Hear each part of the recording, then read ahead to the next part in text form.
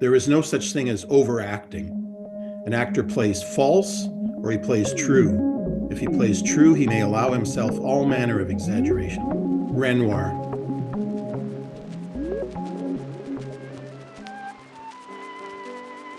I have a good relationship with Berlinale Forum.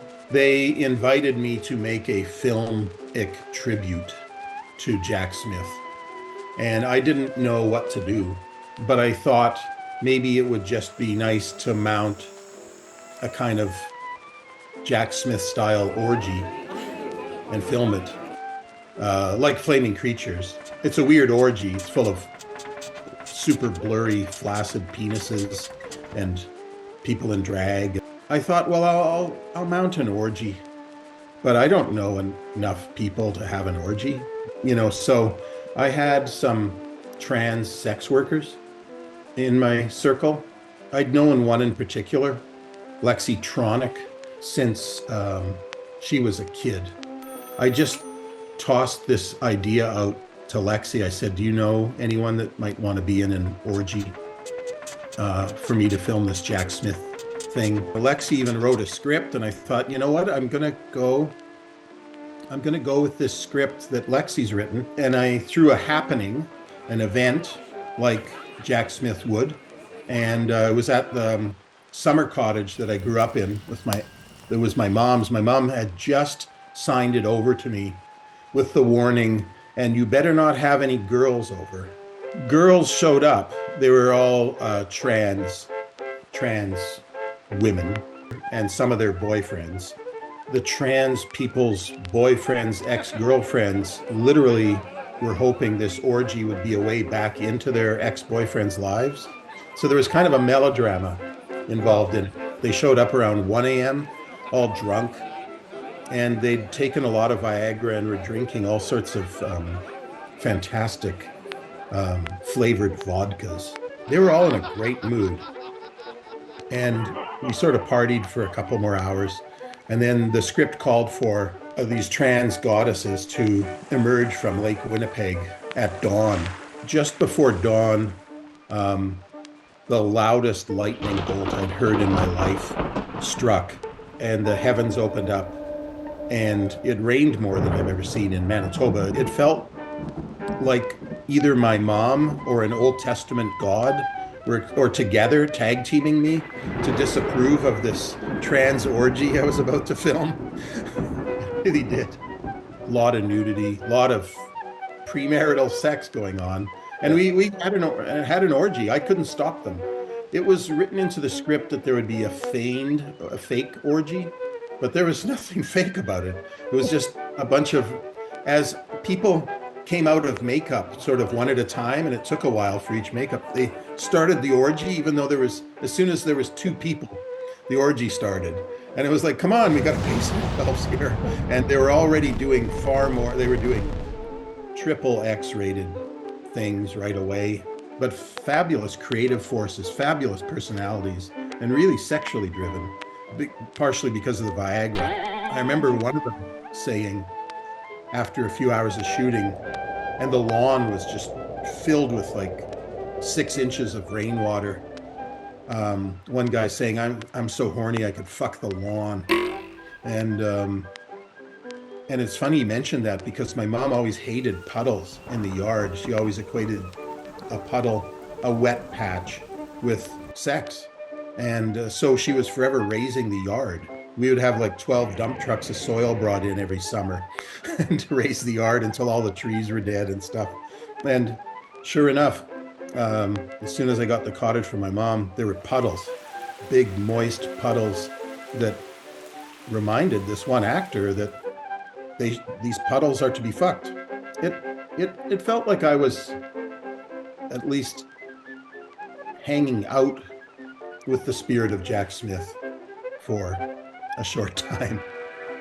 I suddenly realized, okay, if I can't be a writer, but maybe I can achieve some literary effects by making these sort of primitive experimental movies, but about things that matter to me, about the human condition, stuff like that. That's what made me want to make my first movie, which is just about my experiences of forgetting every night during these recurring dreams that my dad had actually died, and he comes back not to life. He comes back to the home that he abandoned. He had not died, he had abandoned us, and I had about a minute while he looked for some personal effect. It was usually a glass eye or his razor. I had about a minute while he searched for that and left for his new family to convince him to stay with his original family. And it just created, it was, they were the most wonderful dreams because I could hear my father's voice and remember it perfectly in these dreams, but not in waking life. And I could remember how he held his head and moved his body in these dreams, but not in waking life. But then at the end of the dream, he abandoned us all over again. So the dreams were a really great literature-like mix of love and abandonment. If I actually make it about something that matters to me emotionally, maybe it'll stand a chance of being taken seriously by some people. I got invited to the Chicago Underground Film Festival in 1995, I think it was. I'd already made 3 features by then, so I was some sort of special guest. They were going to show something by me. But Kenneth Anger was the real special guest that they had. So I accepted the invitation to go because I wanted to meet Kenneth Anger. Yeah. But whenever I approached him, he of course has been a cult figure for so long. He's just learned to get the hell out of wherever he is as quickly as possible, especially when he's some goofball like me coming. But then we'd both stayed there enough days that something happened to me. I got kidnapped briefly, and I escaped. It was sort of like a street mugging that just went on. A woman I just met, and I got kidnapped. I won't go into it too much, but she along with a big burly taxi driver managed to rescue me after she made her escape. And the whole thing was over in 5 hours exactly. It was from 11 p.m. on a Friday night till 4 a.m. Saturday morning. And she rescued me, and I was really adrenalated, but word spread fast at the Underground Film Festival that I had been kidnapped. No one even mentioned this girl. Anyway, I suddenly had an interesting story to tell Kenneth Anger. And so we sat down next to each other at a bar, and I told him that I was the one that was kidnapped. And he went, "Oh, really? Do tell me."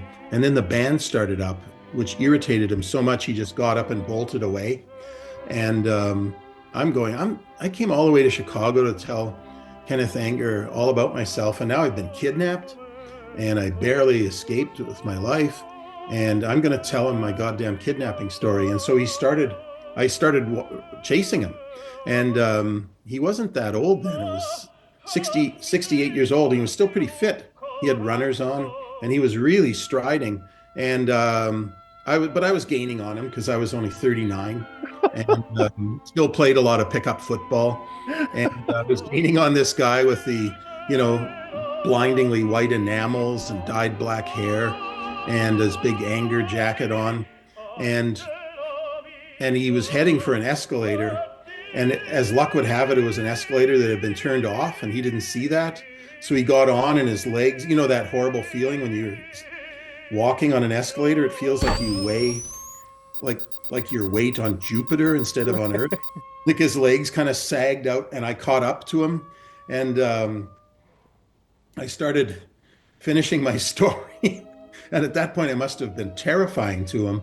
And he regained his legs and turned on me and just shot up the escalator like a man of 20. And that was my encounter with Kenneth Anger. He just not only didn't want to hear me at all, but he was willing to risk a heart attack to avoid listening to me. At least he didn't put a curse on me.